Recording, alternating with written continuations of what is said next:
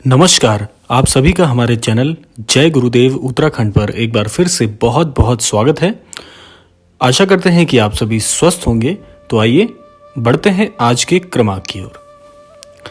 जैसे कि आप सभी ने आज के क्रमांक का शीर्षक पढ़ ही लिया होगा, तो आज के क्रमांक में आपको 3 ऐसी बड़ी गलतियां जो आपको भूलकर भी कभी नहीं करनी चाहिए, उसके विषय पर जानकारी मिलेगी। महाराज जी इन 3 बड़ी गलतियों के विषय में आप सभी को क्या समझाना चाहते हैं, महाराज जी क्या कहते हैं इन 3 बड़ी गलतियों के विषय में, आज उसके विषय पर भी आपको बहुत अद्भुत जानकारी प्राप्त होने वाली है। तो आइए बिना समय व्यर्थ किए हुए बढ़ते हैं आज के अद्भुत क्रमांक की ओर।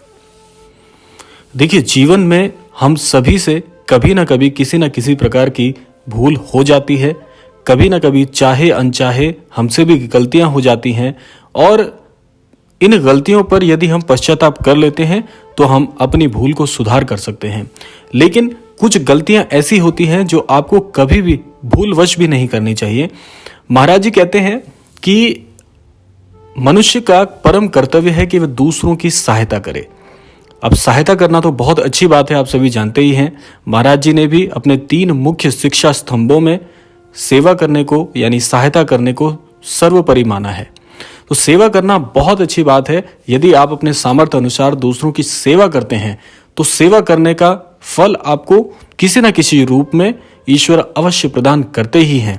लेकिन कई बार चाहे अनचाहे ही हमसे ये भूल हो जाती है कि हम जो भी सेवा करते हैं, हम किसी की भी सहायता करते हैं, तो उस सहायता का बड़ाई करते हुए हम उसका बखान करना प्रारंभ कर देते हैं, और ये अमूमन एक आदत सा बन जाता है। देखिए, आप सेवा कर रहे हैं, परोपकार कर रहे हैं, ये बहुत अच्छी बात है, और हम सभी को दूसरों की सहायता अवश्य करनी चाहिए। अपने सामर्थ्य अनुसार जितना भी जो भी बन पड़ता है, हमें उसका सहायता स्वरूप में अपना हाथ आगे बढ़ाना चाहिए। बहुत अच्छी बात है। लेकिन कभी भी भूलकर भी अपने द्वारा की गई सहायता, दान या किसी भी प्रकार से किया गया आपके द्वारा श्रम, चाहे वह शारीरिक श्रम हो या किसी भी प्रकार का श्रम हो सकता है, आप अपनी कहीं सेवा प्रदान कर रहे हो, शारीरिक रूप से कर रहे हो, आर्थिक रूप से कर रहे हो, मनोरूप से कर रहे हो, या किसी भी प्रकार से आप श्रम करके दूसरों के लिए परोपकारिक कार्य कर रहे हो, कभी भी भूल कर भी उसका बखान मत करिए। जब आप उसका बखान करते हैं तो आपके द्वारा की जाने वाली सहायता का जो मूल्य होता है वह शून्य हो जाता है, जो कि आप कभी नहीं चाहेंगे। और सबसे अच्छी बात यह है कि निस्वार्थ रूप से सेवा कार्य करिए। ईश्वर आपको किसी न किसी प्रकार से उसका फल अवश्य देंगे ही देंगे, इतना आपको मानना चाहिए। महाराज जी सेवा के प्रभाव में इसी बात को कहते हैं कि सदैव परोपकार करिए, निस्वार्थ रूप से करिए, ईश्वर आपके साथ सदा देंगे। तो यह थी पहली शिक्षा, पहली वे भूल जो आपको भूल कर भी नहीं करनी चाहिए। अब बढ़ते हैं दूसरी भूल की ओर जो आपको कभी नहीं करनी चाहिए, और वह है कि आप जीवन में सदैव न्याय का साथ दीजिए। जो लोग न्याय का साथ देते हैं उनके जीवन में हो सकता है क्षणिक तौर पे कुछ कठिनाइयां अवश्य आएं, लेकिन ईश्वर न्यायप्रिय होते हैं। महाराज जी कहते हैं कि जो व्यक्ति न्याय और सत्य का साथ देते हैं, सदैव महाराज जी कहते हैं कि सदैव सत्य को बताएं, यानी न्याय के साथ खड़े रहिए। जहां पर भी आपको दिखता है कि न्याय है और आपने देखा कि किसी के साथ अन्याय हो रहा है, तो अन्याय का साथ कभी मत दीजिए, सदैव न्याय का साथ दीजिए। महाराज जी हमेशा एक बात बोलते हैं कि सदैव सत्य को बताएं, हमेशा सत्य के साथ खड़े रहिए। जो भी व्यक्ति सत्य का साथ देते हैं, ईश्वर कभी भी उनसे अपना हाथ नहीं पीछे हटाते। कभी भी जीवन में यदि भगवान न चाहे आपको कभी ऐसी कोई परेशानी जीवन में आती है, तो ईश्वर वहां पर ढाल स्वरूप में आपके लिए खड़े हो जाते हैं। ईश्वर इतने दयालु होते हैं कि अपने भक्तों का कभी साथ नहीं छोड़ते। और वैसे भी जो भी जन महाराज जी के अनन्य भक्त होते हैं, उनके जीवन में हनुमान जी की कृपा, महाराज जी का सानिध्य और महाराज जी का आशीर्वाद सदैव बना रहता है। और एक बात तो यह है, महाराज जी की ही कृपा कह लीजिए या महाराज जी का ही आशीर्वाद कह लीजिए कि महाराज जी के अनन्य भक्त इतने दयालु होते हैं, महाराज जी उनका हृदय इतना अच्छे से परिवर्तित कर देते हैं कि कभी भी महाराज जी के जो भी अनन्य भक्त हैं वे कभी गलत का साथ दे ही नहीं सकते, क्योंकि महाराज जी उनको इतनी मर्यादा सिखाते हैं। महाराज जी का सानिध्य ही इतना दिव्य होता है कि महाराज जी से जुड़ने वाले जो भी भक्त होते हैं वह अपने जीवन में निश्चित तौर पर परिवर्तन को प्राप्त तो करते ही हैं, साथ साथ दूसरों को भी सकारात्मक करने का कार्य करते रहते हैं। आज देश विदेशों में महाराज जी के इतने अनन्य भक्त हैं जो इतने परोपकारिक कार्य कर रहे हैं जिसके लिए 100 जुबानें भी नहीं थकती। इसीलिए कहा जाता है कि सदैव महाराज जी के जो भी सानिध्य में रहते हैं उनको कभी भी किसी प्रकार से घबराने की आवश्यकता नहीं है। तो इसीलिए दूसरी जो आपको शिक्षा है, दूसरी जो भूल है वह यह है, आपको नहीं करनी चाहिए कि कभी भी अन्याय मत करिए किसी के साथ, कभी किसी का हक मत मारिए, सत्य का साथ दीजिए। सत्य के साथ आप खड़े रहेंगे तो ईश्वर आपके साथ खड़े रहेंगे। और सत्य बोलने वाले के जीवन में मैंने जैसा बताया कुछ परेशानी अवश्य आ सकती है सत्य बोलने से, लेकिन कभी भी ईश्वर अपना हाथ आपसे पीछे नहीं हटाएंगे। तो इसीलिए इस शिक्षा को अवश्य ध्यान में रखें और कभी भी अन्याय का साथ मत दीजिए। ये भूल कभी नहीं करनी है आपको। अब बढ़ते हैं अपनी तीसरी शिक्षा, यानी कि तीसरी ऐसी भूल जो आपको कभी नहीं करनी चाहिए। महाराज जी कहते हैं कि कभी भी मन में असमानता का भाव मत लाइए।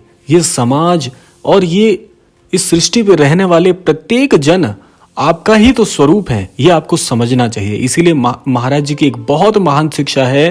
महाराज जी कहते हैं कि जो भी व्यक्ति जीवन में असमानता का भाव रखते हैं कि मैं बड़ा हूं, तुम छोटे हो, मैं ये कार्य क्षेत्र में कार्य करता हूं, तुम छोटे हो, तुम्हारे पास, तुम आर्थिक रूप से कमजोर हो, ऐसे जितने भी प्रकार से आप असमानता अपने मन में बनाते हैं, ये बहुत गलत बात है।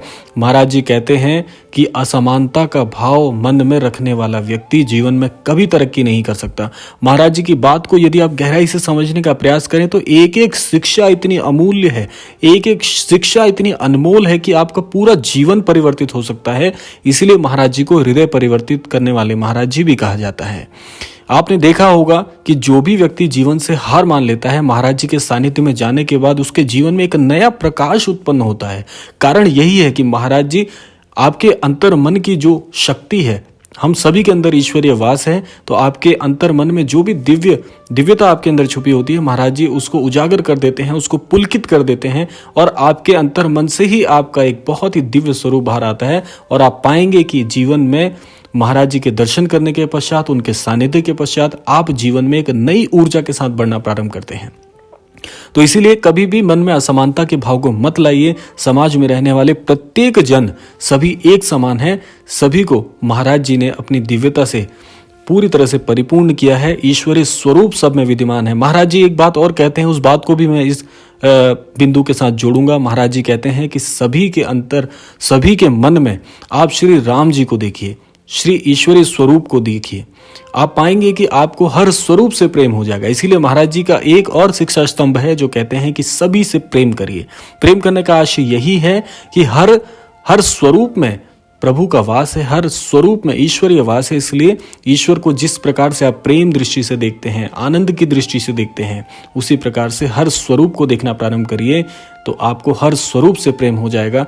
इस पूरे समाज में आपका कभी कोई शत्रु नहीं होगा और समाज में आपको एक प्रिय दर्जा प्राप्त होगा। इसीलिए महाराज जी को कहा जाता है कि महाराज जी सभी का हृदय परिवर्तित करना अच्छे से जानते हैं। और इसीलिए महाराज जी ने इस सृष्टि के साथ में आपको बताया है कि सृष्टि के हर पात्र से जुड़िए, हर पात्र से प्रेम करिए और असमानता के भाव को आज से, अभी से बिल्कुल त्याग कर दीजिए। और देखिए जीवन जो है वो कितना दिव्य है, ये कितनी दिव्यता ईश्वर ने हमें प्रदान की है। हम कितने भाग्यशाली हैं कि ईश्वर ने हमें इस धरा पे जन्म दिया है। और वैसे भी मनुष्य की जो देह है वह सबसे सर्वोपरि है, सबसे श्रेष्ठ है मानव देह। और मानव देह मिलना ही अपने आप में एक बड़ा अनमोल रत्न के स्वरूप है।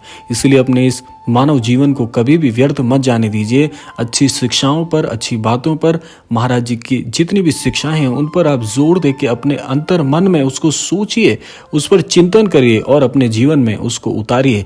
आप पाएंगे कि आपका जो स्वरूप है वो धीरे धीरे संतत्व को प्राप्त हो रहा है और आप कभी भी ईश्वर के सानिध्य के बिना रह ही नहीं पाएंगे। इतना प्रेम आपको ईश्वर से हो जाएगा।